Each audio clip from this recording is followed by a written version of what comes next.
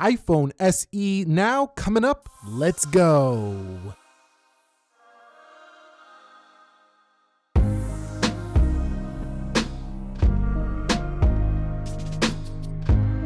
So what is up, guys? Nick here, helping you to master your technology, and welcome to the iPhone SE now. So I covered the iPhone 10 just a couple of days ago. I also covered the iPhone 8 Plus this year, as well as the 7 in a comparison video to this one. But I want to talk solely about the SE in this video, as I get questions every day, believe it or not, over on the DM and Instagram, as well as in the comments section, if people should consider this still. So this phone in America is discontinued, so you can't really find it anywhere except for just a couple weeks back when Apple went ahead and clearanced the iPhone SE. And in addition, you could still find this on prepaid carriers some places, as well as, very cheap on Amazon and eBay. So let's discuss it now and a little bit about the iPhone SE 2 as well. Okay, guys, so I want to begin by talking about design. Now, the bezels on top and bottom make this phone an automatic loss in terms of design if you pick this up, because you don't have anything that looks too modern on the front of the device. However,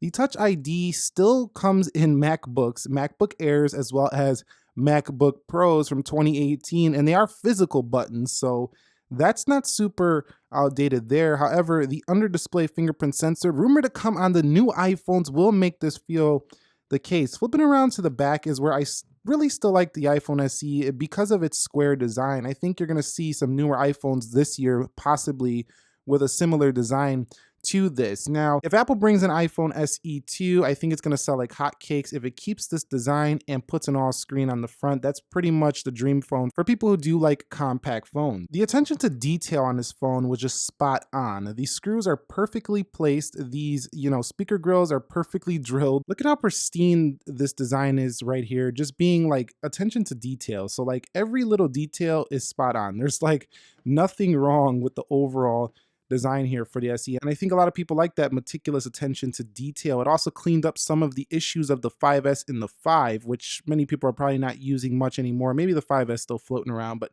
I'm sure there's not many 5 users anymore. That one got really banged up very easily, and the chamfered edges scratched easily for the 5S. Okay, so I want to talk about display a little bit. We do have ourselves a Retina display, and it looks a little more colorful here on camera than it does in real life. It's a little bit dull in comparison to the newer iPhones with a higher contrast ratio, as well as the iPhones with OLED screens. So this one is still sharp, plenty sharp at 326 pixels per inch. That was always enough here for this small of a device, but you get nothing like 3D touch. And like I said, you don't get that higher contrast. So it's pretty plain looking, but still sharp enough.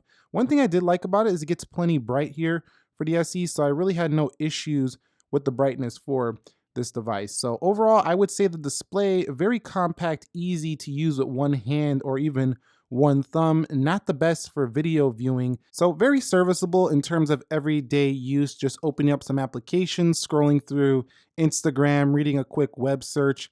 I mean, you could do everything you do on a bigger screen. It's not the best for media consumption. It doesn't rotate. It has no split screen. Of course, it wouldn't on such a small display. Like I say, bright enough, pretty decent sharpness, just not great contrast here. The display is still acceptable here in 2019, and I think it's even better than some cheaper Android phones even now. So it's a quality display for the SE. It's just not a mind-blowing panel. Now, when it comes to software, I am running the latest iOS 12.1.4. Go get that update if you haven't already, because it fixes that FaceTime bug that everybody's talking about on the news.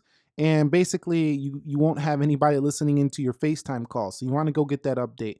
But iOS 12 really brought new life for me to the SE. It made it a lot more snappy than an iOS 11. It also gave me better battery life. So very efficient here on iOS 12. Very happy with its overall performance. I really do like the screen time mode that came to the iPhone SE in iOS 12. It came to the other phones as well, but I like tracking my screen time. You're not going to have much screen time likely on a small phone like this, but I really did like this feature. So if you didn't update to 12, it's definitely worth it to go ahead and do that. And that brings me on to performance. Apple A9, 2 gigabytes of RAM, and an in-house Apple GPU gives you still pretty good performance here in 2019. And I think that's why many people still hopped on that clearance sale, because they know the SE still performs admirably well here, even though it's been out for, since 2016. And you've seen in a lot of my speed tests that this phone keeps up with even brand new phones. So I'm actually impressed at how long this one's going with pretty good performance. Now, yes, it doesn't have the gestures. It's not as quick as the new phones,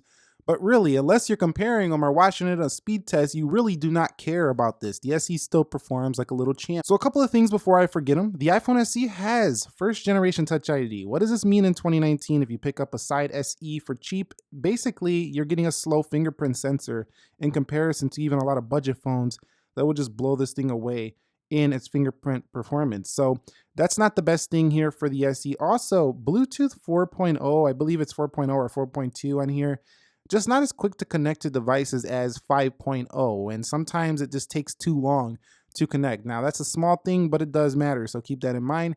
You don't have the fastest Bluetooth performance here on this device. And again, no 3D touch or haptic feedback. So everything doesn't make any type of vibration or anything. You don't even have vibration on the keyboard, as no iPhones really do. So there's just no haptics at all in this device. Okay, so let's talk about the camera. I did the most detailed camera review on the SE on the entire planet. You can go check it out. Link is down below in the description area. We went around the city of Chicago and got everything I possibly could out of this camera in 1 day's time. But we have a 12 megapixel f2.2 phase detection autofocus 4K 30 frames per second video camera. Also can do 1080 at 60, 720 at 240. You get the biz. It doesn't have all the latest and greatest features from the new iPhones, like 4K 60, for example, f1.8-ish apertures. It doesn't have the best low light performance, but it works pretty well as long as you're in good lighting. So the SE could be a good, starter camera phone if you're looking for something on the low to get some good picture quality. Now, one thing I will say about the iPhone SE is that if you want to take pictures on the front of this device, you're not going to be super impressed. It really doesn't give you the most phenomenal picture performance. Hello, how you doing over there? That's me. Anyway, let's go ahead and flip it over around and just take a little quick photo right here. And you can see we are in good lighting, so pretty good quality. I mean, like I say, it's pretty good stuff here for the iPhone SE if you have good lighting. So still good camera on the rear, pretty bad camera on the front. So definitely not the selfie machine right here. That will be reserved for the upcoming S10s with their dual pixel AF 4K video recording, 10 megapixels. You've seen the rumors. Okay, so what about the sound? We do have a tinny speaker here on the right and a headphone jack that no longer exists on current iPhones.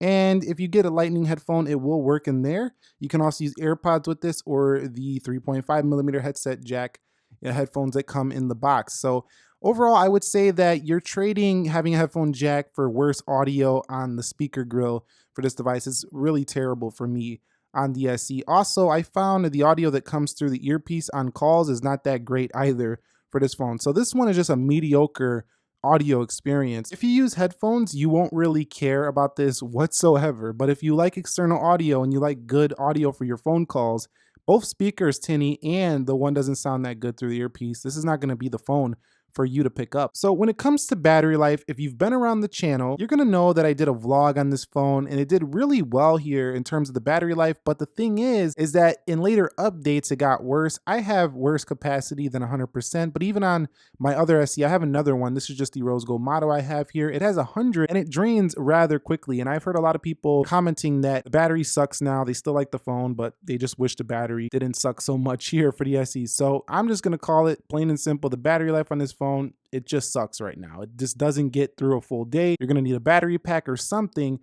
If you're doing light use, don't get me wrong. You don't be like, yeah, what are you talking about? I get through a full day, huh?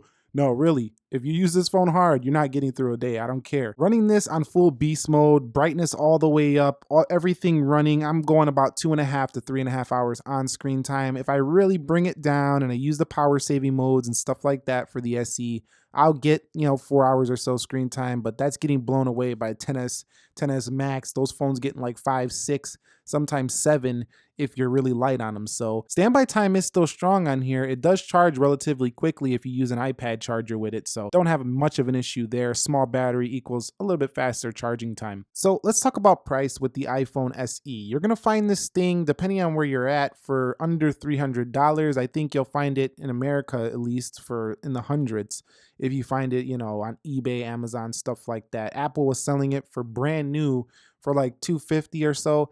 That's a little too high for me because this phone just has some outdated specifications and tech. But if you're handing this off to somebody, it's still a pretty nice phone. And I think people who just don't care about tech like that want a small smartphone. This one is still very functional. I think we got a couple more years left of the life of the SE. So in conclusion, the iPhone SE now, the cheapest, best way to enter the iOS or iPhone experience if you want to just try it out. The iPhone 8 has the same experience, just bigger. The 8 Plus has a home button, flat screen. It's only the 10 series that has all of those, new specs and stuff like that. And for those of you who found me in search, you're going to be like, get with the times, man.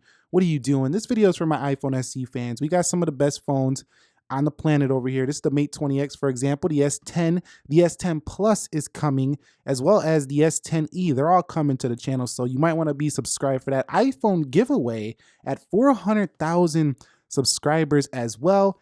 Apple employees or anybody Apple you see in this video, tell Timothy, aka Timmy Boy, aka Tim Cook, to put his thinking cap on. We need that SE2 around these parts. And mostly because people are requesting it. You got major publications even writing articles, they want to see this thing. Come on, get with it. You're missing out on a huge opportunity here. Thumbs up if you enjoyed it. Nick here helping you to master your technology. I will catch you all in the next episode. Be sure to be well and peace.